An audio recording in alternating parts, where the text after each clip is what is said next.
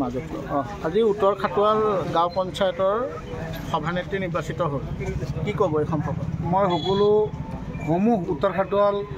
গাঁও পঞ্চায়তৰ ৰাইজক আৰু আমাৰ যিসকল মেম্বাৰ আছিলে সকলোকে মই ধন্যবাদ আৰু কৃতজ্ঞতা জ্ঞাপন কৰিছোঁ যে তেখেতসকলে আমাৰ দলৰ কি আছিলে আমাৰ দলৰ প্ৰাৰ্থী এই নাজমিনা খাতুনক সমৰ্থন দি পেলাই তেখেতক এই সভানেত্ৰী জিকাইছে তাৰ কাৰণে বিভাগীয় কৰ্তৃপক্ষকো মই ধন্যবাদ আৰু কৃতজ্ঞতা জ্ঞাপন কৰিছোঁ আৰু লগতে আমাৰ দলৰ নেতা